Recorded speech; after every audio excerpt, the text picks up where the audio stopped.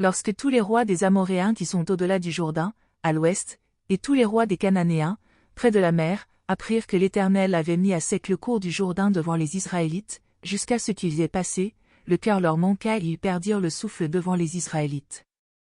En ce temps-là, l'Éternel dit à Josué, « Fais-toi des couteaux de pierre, pour la seconde fois, circoncis de nouveau les Israélites. » Josué se fit des couteaux de pierre et circoncis les Israélites, près de la colline des Aralotes.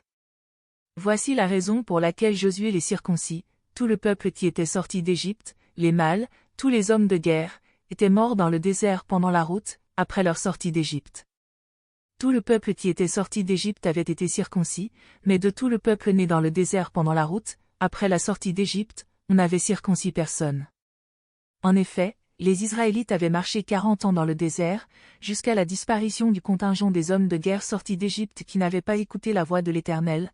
L'Éternel leur avait juré de ne pas leur faire voir le pays que l'Éternel avait juré à leur père de nous donner, pays découlant de lait et de miel. Ce sont leurs fils qu'il établit à leur place. Josué les circoncis, car ils étaient incirconcis du fait qu'on ne les avait pas circoncis en route. Lorsqu'on eut achevé de circoncire toute la nation, ils restèrent sur place dans le camp jusqu'à leur guérison. L'Éternel dit à Josué, « Aujourd'hui, j'ai roulé loin de vous la honte de l'Égypte. » Aussi a-t-on appelé ce lieu du nom de Gilgal jusqu'à aujourd'hui. Les Israélites campèrent à Gilgal et ils célébrèrent la Pâque, le 14e jour du mois, au soir, dans les plaines de Jéricho. Ils mangèrent des productions du pays, des pains sans levain et du grain rôti, le lendemain de la Pâque, en ce jour même.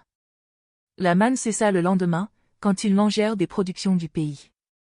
Pour les Israélites, il n'y eut plus de manne et ils mangèrent des produits du pays de Canaan cette année-là.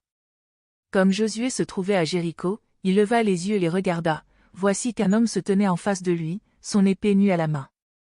Josué marcha vers lui et lui dit, « Es-tu pour nous ou pour nos ennemis ?» Il dit, « Non, mais je suis le chef de l'armée de l'Éternel, j'arrive maintenant. » Josué tomba le visage contre terre, se prosterna et lui dit, « Qu'est-ce que mon Seigneur dit à son serviteur ?» Le chef de l'armée de l'Éternel dit à Josué, « Ôte tes sandales de tes pieds, car le lieu sur lequel tu te tiens est saint. » Josué fit ainsi.